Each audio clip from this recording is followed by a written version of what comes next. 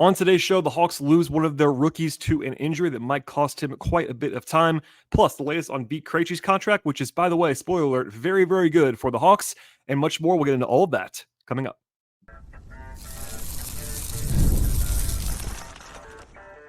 You are Locked On Hawks, your daily Atlanta Hawks podcast.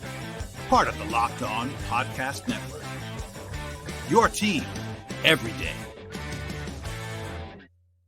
Hello, friends. Welcome to episode 1766 of the Locked On Hawks podcast. I am your host, Brad Rowland, coming to you on a Tuesday evening out here in the desert in Las Vegas. And today's podcast is sponsored by the folks at FanDuel Sportsbook. This summer, they're hooking you all up. Yes, all customers with a boost or a bonus daily at FanDuel. That's right, something for everyone every day, all summer long. And the place to go is FanDuel.com to get started. I also want to encourage you at the top of the podcast to make us your first listen each and every day. Please go ahead and check us out anywhere you might find podcasts on the audio side and subscribe on Apple, on Spotify, on Overcast, etc. We're also on YouTube. If you're watching this there now, please like this episode on YouTube, plus subscribing and enabling your notifications so you know that when we go semi-live on the podcast on that platform. And if you missed it in the recent past, I did breakdowns from Las Vegas on the first two Summer League games from Friday night and Sunday evening. Took Monday kind of off because there wasn't a whole lot of news to get to, but there is some stuff going on here, and I promised you a podcast between the two games. The Hawks do play again on Wednesday evening, so I'll be live on the scene for that one. But in the meantime,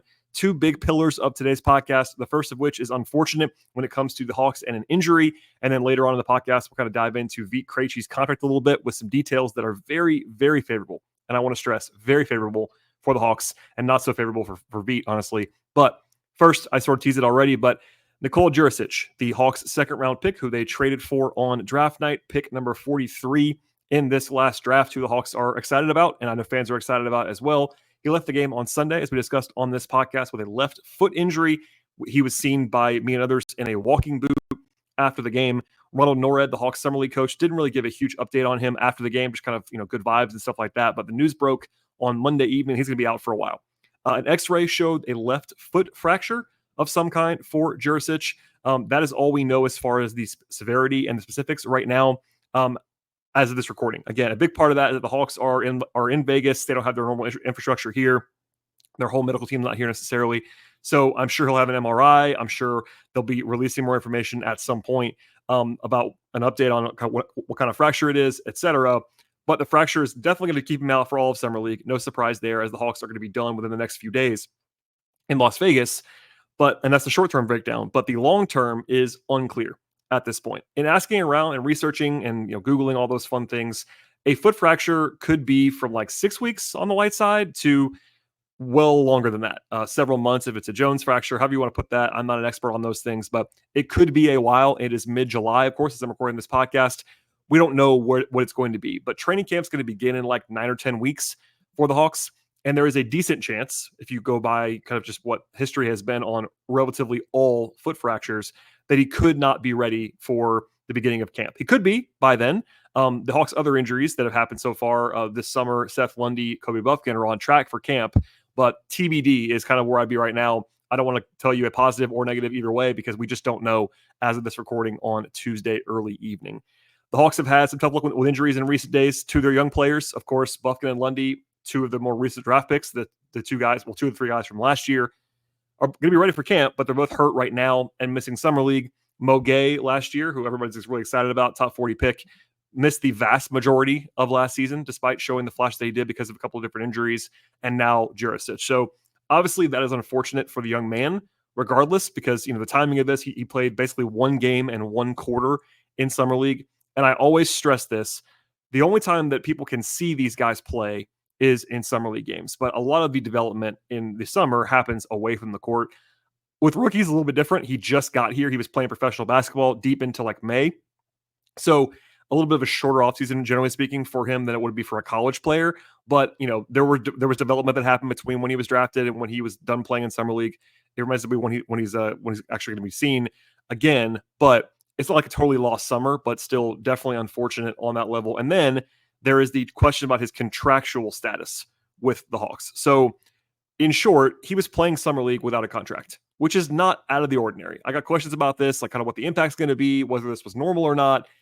It's worth noting that his contract is not settled. I talked about this a little bit on a recent podcast, but there's basically 3 paths for Đurišić contract-wise, and all 3 paths are still very much available to the Hawks right now, despite the injury. Number one is that he could sign a 2-way contract. Right now, the Hawks have 2 players on 2 ways, Seth Lundy and the newly signed Keaton Wallace. But there are now, as of last year, 3 2-way slots. So the Hawks have a 2-way slot available. Keep that in mind. One of the questions there is that, if you're Đurišić's agent, a lot of guys don't want to sign 2 ways in the second round. I've not heard that for Đurišić, but that's kind of out there for different prospects. They're very team friendly in general. If you have other options, you don't necessarily want to be on a 2-way if you can help it, but maybe he'd be open to that. I just don't know right now. Option number 2 is that he could sign a full contract that is perhaps team friendly, like some of the second round deals happen across the league. A year ago, the Hawks signed Mohamed Gay to a multi-year team-friendly contract with the 39th pick in the draft, not far away from where he went at 43, did Đurišić. The trouble there, of course, the Hawks have a roster crunch already before you even include anything for Đurišić. It's still quiet right now around the entire league. It's been like a lot of the talk the last few days, by the way, in Las Vegas, even beyond the Hawks. It's just how quiet the league is. There has not been a major trade in like more than a week and a half, something like that. It's not like other teams are doing tons of stuff and the Hawks aren't. It's very quiet. Like the whole league is kind of at a standstill right now. That could change any minute, but that's kind of this. But given that the Hawks have this roster crunch, and I don't know what their urgency level is about all of that stuff, but they got 14 guys right now on guaranteed contracts, plus Bruno Fernando, who has two more weeks left on his non-guarantee, and then Garrison Matthews, who the Hawks want to keep, but he's still technically non-guaranteed as of right now. So that's 16 guys in the mix before you even get to Đurišić. So that's why that was not like more of a logical option. It still could be. The Hawks might move other guys away and sign him, but that's option number 2. And then option number 3 is they could stash him, which I've seen some people kind of having a negative connotation to draft and stash, but it's a very normal thing that happens a lot in the second round with players who are coming from overseas. And he was already playing professionally over there. They could leave him over there in some way, either with the club he was on last year or a different club. The Hawks would retain his rights if they did that, but he could obviously make some money overseas and still develop with the Hawks, kind of having contact with him and not being under contract at this point. I asked Landry Fields, a week plus ago at the intro press conference about that option. He was non-committal, as you would expect, but I did ask, and he didn't rule it out, which is what I said on that podcast. I was like, it's notable to me that they did not rule stashing him out, which means that they could still do that. It wouldn't be weird at all. Let me just say this one more time. It would not be weird for a pick in the 40s to be stashed. That is a very normal thing that happens. So if that happens, that's not a negative thing at all, in my opinion. As far as how the injury impacts things, I've been asked that question a few times in the last day or so. I don't think it's a huge factor. Maybe it decreases the likelihood of a full contract by a little bit, but no matter what, a second round pick like this, who's much more of a long-term bet, he was not likely to be in the rotation this year, really at any point, without some serious injuries in front of him. So while he's an intriguing prospect, the injury consideration for a guy like this is not going to change the course of action, I don't think. Like in comparison to Saddiq Bey, for instance, where Saddiq Bey, number one, has a torn ACL. It's a much longer injury, and he's not a developmental guy anymore. He's a guy who's going to help you now. Whereas his injury obviously hurt his prospects as a contract. With Đurišić, yeah, it sucks that he's going to be hurt for a while, but he'll be back in relatively short order. It's a rookie season in which he's not going to play a lot anyway. That shouldn't change too much. But no matter what, it's brutal for him. We'll see how the Hawks proceed here and how they actually, describe the fracture, what kind it is. I'm sure then once they announce that, we'll get some more information from people like Jeff Stotts at In Street Clothes, who's a legitimate injury expert on how long this might be. The Hawks don't always give crystal clear timelines, especially in the summer. But if they sort of reveal what kind of fracture it is, people kind of read between the lines there, get some more information. But right now, it's a big TBD on his contract, on when he's going to be back. And the only thing that we know for sure right now is that it's a foot fracture, and he's not going to play at all in Las Vegas. So at the earliest, the time we'll see him playing in a game setting will be in October. All right. That's all I have on that topic. We have more coming up in a second, though, about Vit Krejci and his contract, because, again, the details are available now, and it is very team-friendly, to say the least. But first, a word from our partners on today's podcast. Today's show is brought to you by eBay Motors, and passion, drive, and patience are the formula for winning championships. It's also what keeps your ride or die alive. They have all the stuff you need to maintain your vehicle at eBay Motors and also level it up to its peak performance. They have superchargers, they have exhaust kits, they have LED headlights, they have roof racks, and many more things. Honestly, anything you could possibly need, they have at eBay Motors for you, whether you're into speed, into power, or into style. They have you covered across the board at eBay Motors. They have over 122 million parts for your number one ride or die, and you will always find what you're looking for exactly at eBay Motors. And with eBay Guaranteed Fit, your parts are guaranteed to fit your ride the first time, every time, or your money back. Because with eBay Motors, you are burning rubber, but you are crucially not burning cash. With all the parts that you need at the price that you're looking for, it is easy to turn that car that you have into the MVP that you want and bring home that win that you are seeking. Keep your ride or die alive right now at ebaymotors.com. One more time, the place to go is ebaymotors.com. eBay Guaranteed Fit is only available to U.S. customers. Eligible items only. Exclusions apply. Today's show is brought to you by FanDuel Sportsbook, and summertime means baseball, basketball, and many more activities. You can bet it all at FanDuel. FanDuel is America's #1 sportsbook, and this summer they're hooking up all customers with a boost or a bonus daily. That's right, something for everyone, every day, all summer long at FanDuel. Bet on all of your favorite players and your favorite teams with quick bets, live same-game parlays, exclusive props, and much more. The FanDuel Sportsbook app is really easy to use. They have all the stuff you're looking for across the sports betting space, from over-unders to point spreads, of course, money lines, player props, future bets, and more. The app at FanDuel is safe and it's secure. They cover the entire range of sports as well. That includes the NBA, the WNBA, NFL, college football stuff, MLB, golf with a major coming up this weekend, tennis, soccer, auto racing, boxing, MMA, and many more sports. And now is an awesome time to sign up with the folks at FanDuel Sportsbook. And the place to go is FanDuel.com to get started. One more time, just visit FanDuel.com to get started right now and start making the most out of your summer with FanDuel, official sports betting partner of Major League Baseball. All right, before we get out of here on a relatively short episode of this podcast, given that I am traveling and recording from hotel rooms and fighting poor internet connections across Las Vegas, but this was an interesting topic that was certainly worthy of examination when the details came to light. So I got questions about Vit Krejci's contract when it happened. I touched on the news when it kind of broke from Woj, and 4 years, $10 million was reported. That was the approximate value of the contract. At the time, I described it as a clear win for the Hawks, no matter what the rest of the details actually were for Krejci, and I stand by that. It was always going to be a win, even if it was the most friendly possible setup legally under NBA rules for Vit. At 4 years, $10 million. It was always going to be a good contract for the Hawks. But I did acknowledge that just how team-friendly it was going to be was going to depend on the final structure of the deal. And now we know the details, and quite frankly, it is even more team-friendly than I imagined that it could be in the first place. Overall, it is 4 years for Vit at about $10.18 million in total, but only about $3.6 million of that is guaranteed for Vit at this moment in time. So the first season is this coming year, 24-25. It's guaranteed at the minimum salary for Vit Krejci, which is just over $2.1 million. There you go. That's easy.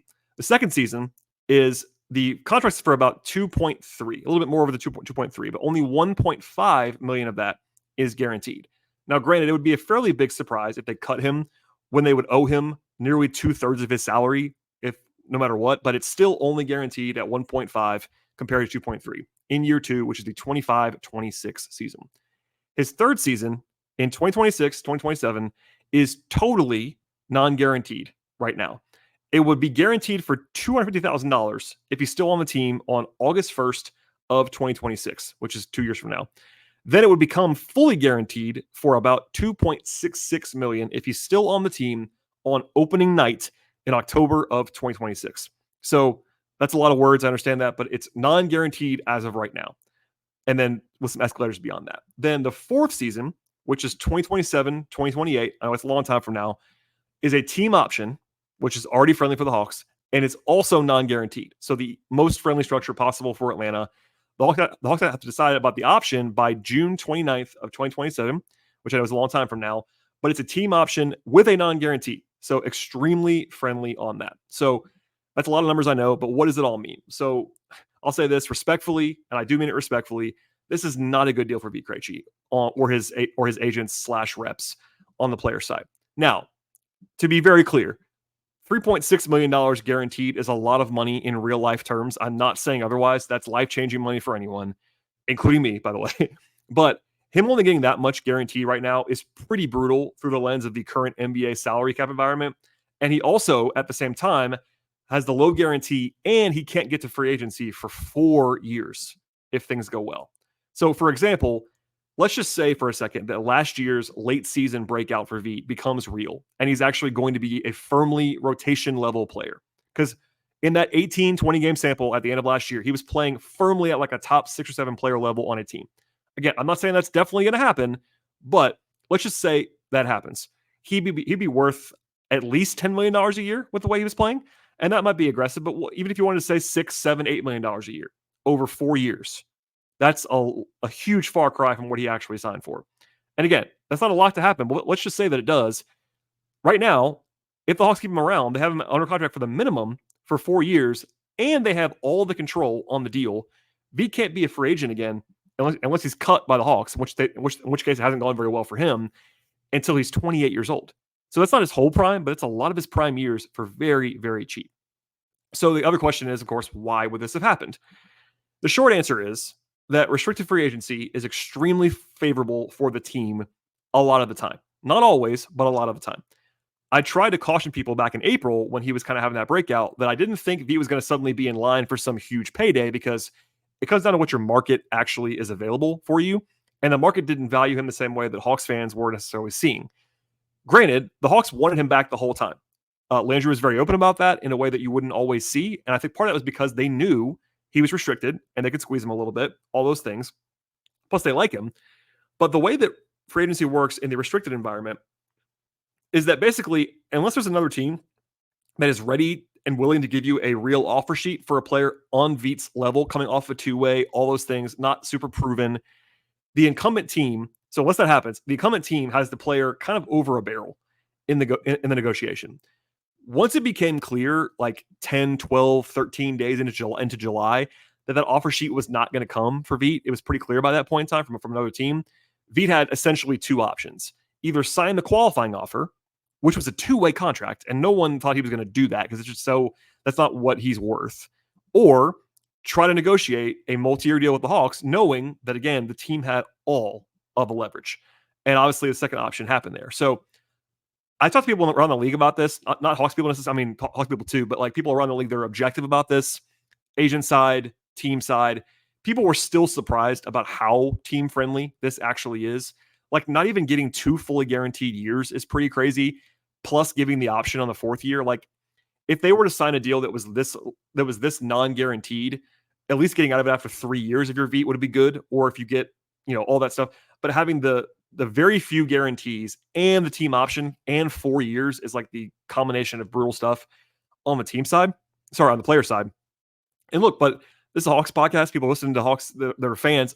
I want to be always clear that like players are people too, and I want guys to get paid, and I like Vit quite a bit. So all that said, you're listening for the team side, right? For the Hawks, this is what they're supposed to do in a lot of ways. They did what teams are supposed to do when they have leverage, and they exerted it. Over the years, the Hawks have not always done this. I can think of a bunch of examples right now with Travis Schlenk, even with Landry in recent years, where the Hawks probably could have squeezed harder. Number one example, maybe John Collins, right? They signed John Collins, who I was always higher on than most people were, but he got to free agency in a restricted environment. He didn't sign for a while into July, and the Hawks still gave him a contract that was like not a crazy overpay at the time, but they could have squeezed him more, and kind of everybody in the league kind of knew that, but they didn't want to like make it uncomfortable, I don't think. DeAndre Hunter, different situation, but they gave him a deal that I don't think a lot of teams, in fact, I don't know any teams that I've talked to that would have given him that deal a year ahead, but they did it, and you can debate on how that happened, why that happened. I've always heard different things about that, but they didn't squeeze him really at all. In recent days, the Saddiq Bey negotiation a year ago, they didn't just give in and give Saddiq an extension. They offered him real money, to be fair, but they didn't. They drew a line in the sand, and they didn't give him past that contract. With Vit, it was even crazier, and they did it. They really did squeeze him really hard in the way that teams should do. It's ruthless, but that's kind of the way this has to work. So anyway, and it's a big if last year's breakout is real when it comes to the defense and the shooting for Vit Krejci, if that's real, this contract is an absolute and utter grand slam for the Hawks. Even if Vit is an 8th man, 9th man, 10th man in the NBA, this is a fantastic contract. I'm not exaggerating. Fantastic contract.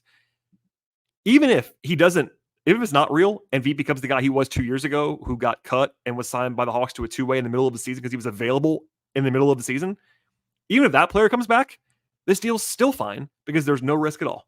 This year, the only thing that's guaranteed at full scale is this year's minimum contract, which even if you're not a big Vit fan, signing him to the minimum would have been totally fine this year, even if you're not a believer at all. So it's basically a no-risk move for the Hawks with this structure. And on the team side of things, there is no reason to think anything but extremely positive things about this contract. Most deals, most trades, most signings, there's like some sort of downside. Even if I like the deal, I'll always try to give you the full picture on this podcast. Like, hey, here's the positive side. Here's where it could go wrong. In this deal, I cannot find a downside on the team side. That's rare, but it's true. So there you go. That's a lot of details. I know, kind of nerdy things. It's July. Things have slowed down. I'm going to get to some mailbag stuff in the near future when Summer League is over, kind of like reassessing where the team actually is. I've been trying to wait to see if there's other shoes that we're going to drop on the center spot with Capella, with Nance, etc., on the wing. But this might just be the team for the Hawks. We'll see in the near future how that all changes. As we get later in July, most of the league just kind of stops for a while, and we'll see how that happens. But that's where we are. I'll do a reset in the near future, but that's the two big topics that were happening as of Tuesday evening. One more thing before we get out of here. The Hawks play again on Wednesday in Las Vegas, a 9:30 p.m. Eastern time start against the Lakers. TBD on who's going to play for the Hawks. I will always say it's not until you don't find out until like an hour before the game, if that, who's going to play. But I know Lauren Williams of the AJC talked to Reintroduction and Norred today. It seemed like Reintroduction is going to play on Wednesday. That's obviously very interesting for Hawks fans to see. Đurišić is out. Buffkin is out. Everybody else could be available for the Hawks. We will see. On the Lakers side, and they're playing the Lakers, Bronny James is probably the biggest story in Las Vegas.